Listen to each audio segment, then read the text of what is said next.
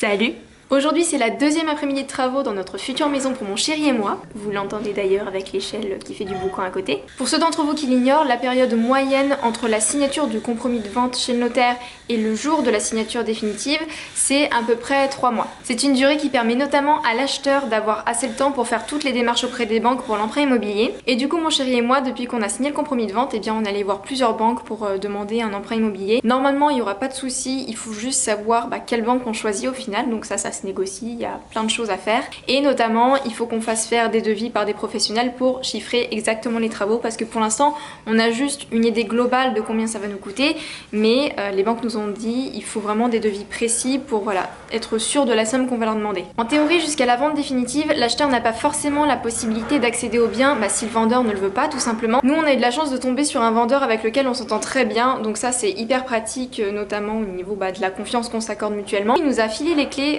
de la maison. On peut commencer comme ça à faire quelques petits travaux au fur et à mesure. Bien évidemment, vous vous doutez qu'on ne va pas se lancer dans des gros travaux lourds et onéreux tant qu'on n'a pas vraiment signé l'acte de vente définitif, notamment parce qu'on n'a pas encore l'argent, mais tout simplement parce qu'il y a toujours un risque que la vente ne se fasse pas. On ne sait pas pour quelle raison ça ne se ferait pas, mais autant être prudent. Et parmi les petits travaux qu'on peut faire tout seul facilement et pour pas cher, il y a notamment en premier donc le nettoyage du jardin, qui est un bout de terrain qui est à l'avant de la maison, côté entrée, que je ne vous ai pas encore montré, qui fait 100 mètres carrés, dans lequel j'ai commencé à faire pas mal de débroussaillage parce qu'il y a les plantes qui commençaient vraiment à pousser et à envahir tout, et si on laisse trop pousser trop longtemps, ça va être encore pire. Il faudra également qu'on commence à monter le mur en parpaing qui servira à boucher l'actuelle grande porte de la grange sur une hauteur d'à peu près au moins 2 parpaings, je pense, parce que le jour où on voudra couler la dalle, la chape et refaire le niveau du sol correctement, forcément il faudra qu'il y ait un peu de hauteur pour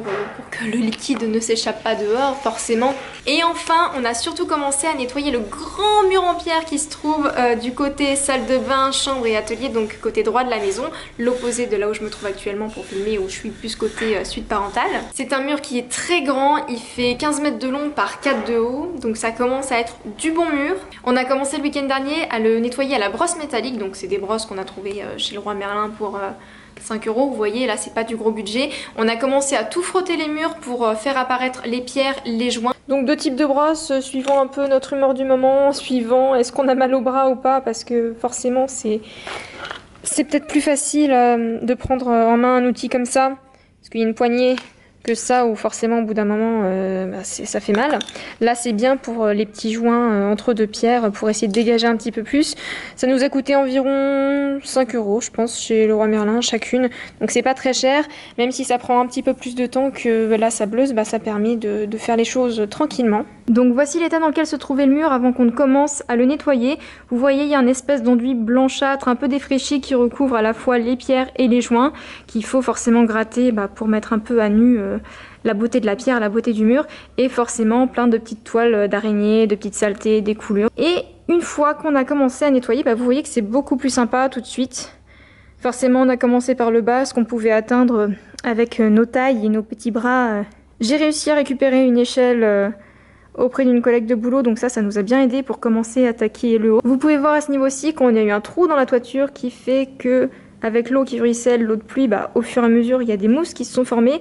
On n'a pas trop gratté à cet endroit, mais vous inquiétez pas, plus tard, quand ça sera fini, on mettra un enduit à la chaux qui est un peu corrosif en fait, et cet enduit on va venir le gratter et ça va permettre d'éliminer toutes ces taches, toutes ces imperfections qu'on n'a pas pu forcément super bien enlever dans un premier temps. Là c'est vraiment juste une première étape qui va nous permettre de mettre au propre tout simplement pour avoir une bonne base de travail.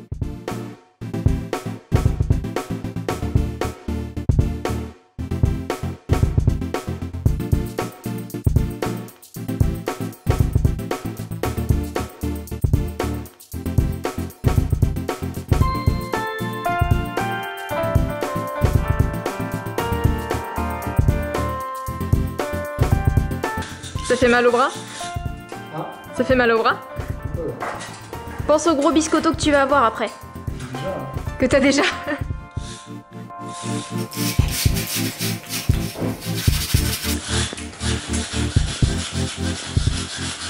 Du coup cet après-midi, pendant que Chérie est perchée, occupée à nettoyer les joints des pierres dans la partie haute, moi je vais me concentrer sur le bas et je vais utiliser soit ce tournevis indestructible qui est là ou sinon marteau burin pour commencer à faire la deuxième étape qui est de dégager les joints sur 2-3 cm de profondeur. Donc il va falloir vraiment aller gratter, attaquer pour pouvoir plus tard mettre cet enduit à la chaux et reboucher les joints et refaire quelque chose de propre.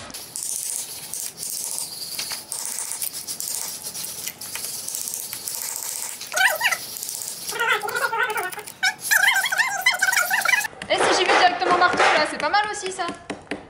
Regarde, j'ai trouvé une technique. C'est pas fait pour ça en fait, le marteau c'est fait de défoncer, j'aimerais autant. Bon, il est pas défoncé. Ouais, mais quand même. C'est pas fait pour ça. Ah, mais dommage parce que c'est pas mal. Ouais, mais c'est pas fait pour ça. Bon.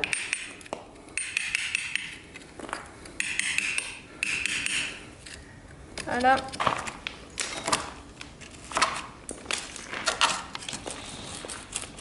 On voit tout de suite l'homme fort avec ses biscottos. Hein. Moi, je vais pas aussi vite. Moi, je fais dans la qualité, monsieur, pas dans la quantité. Bon, voilà. Il y a tout ça à faire. La bonne nouvelle, c'est que je commence à prendre le coup de main. La mauvaise nouvelle, c'est qu'en une demi-heure, j'ai fait ça.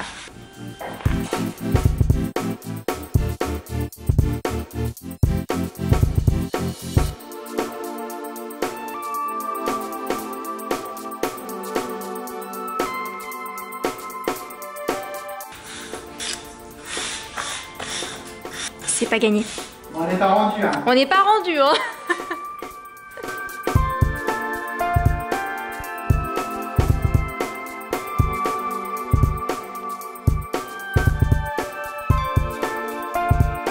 Petite pause pour vous parler du mur qui se trouve juste derrière moi. Quelques jours avant de signer le compromis de vente, on est revenu ici prendre quelques mesures avec mon chéri. Et quand on est arrivé, comment vous dire que ce mur, il n'était pas dans l'état où vous le voyez actuellement. À peu près sur cette portion, il était totalement détruit. Ce qui s'est passé, c'est qu'à l'arrière de notre maison, il y a une autre maison qui était un ancien squat, qui a brûlé il y a quelques temps. Et du coup, à l'intérieur de cette maison-là, il y a un chantier, donc il y a une pelleteuse, tout ce genre de choses. Collé à ce mur-là, eh bien, il y avait un abri de jardin qui était en polyester et que les gars du chantier d'à côté ont voulu détruire à gros coups de pelleteuse. Et forcément, ils y sont allés comme des bourrins et ils nous ont fait... le trou dans le mur. Comment vous dire que nous, quand on a vu ça, on a un petit peu flippé parce que le trou était tellement grand qu'on s'est dit si ça reste comme ça pendant quelques temps, potentiellement tout ce mur là peut s'effondrer avec la charpente, la toiture qui sont en dessous. Donc ce qu'on a fait, c'est qu'on a vite contacté le propriétaire qui a réussi avec mon chéri à trouver le nom de l'entreprise qui se chargeait du chantier derrière. Le gars qui gère le chantier nous a dit il n'y a pas de souci, oui c'est une erreur. Et donc dès lundi, on vous met 2 gars sur le coup qui vont vous reboucher le mur bien comme il faut. Sauf que, vous l'aurez deviné, une semaine après on est revenu et le trou il était toujours là, donc on s'est vraiment énervé. Le propriétaire d'ici actuel s'est vraiment énervé aussi. Et je peux vous dire que dès le lendemain les gars ont bouché parce qu'ils avaient vraiment chaud aux fesses. On va bien maintenant surveiller le chantier à côté pour pas qu'ils nous refassent la même s'ils refont quelque chose. Pareil, le toit de l'autre côté de notre maison, il est raccordé au toit d'à côté et on n'est pas à l'abri d'avoir des surprises, donc on va être hyper vigilant là-dessus. Voici donc le résultat d'une après-midi de travail. 1 mètre carré à tout péter. Il en reste 64. C'est extrêmement long, extrêmement fastidieux. J'ai un petit peu mal à la main qui tenait le burin à force de taper et d'avoir les vibrations dans la main. D'un autre côté, voilà, moi je trouve que c'est assez plaisant à faire. Même si c'est long, évidemment, c'est pas la solution la plus facile et la plus reposante. Tant pis. On envisage quand même, rassurez-vous, à un moment d'investir dans une perceuse à percussion pour aller beaucoup plus vite et faire beaucoup plus de surface en un minimum de temps. Je suis un peu plus inquiète pour quand il faudra aller faire les parties qui sont en haut parce qu'en étant sur l'échelle et tout, c'est pas le truc le plus sécurisant du monde. On va peut-être chercher, si on n'a pas quelqu'un autour de nous qui peut nous prêter un échafaudage, parce que ça serait peut-être moins risqué. C'est tout pour aujourd'hui concernant les travaux. Là, nous allons prendre un plaisir immense à rentrer, prendre une douche pour enlever toute la poussière qu'on a sur nous. Et encore, moi, ça va parce que j'ai juste fait les joints au burin, mais mon chéri qui a frotté, qui a fait plein de poussière, il est un petit peu blanc, il en a partout dans les cheveux et tout, c'est assez rigolo. J'espère que la vidéo vous a plu, je vous fais de gros bisous et je vous dis à très bientôt pour une prochaine vidéo. Ciao!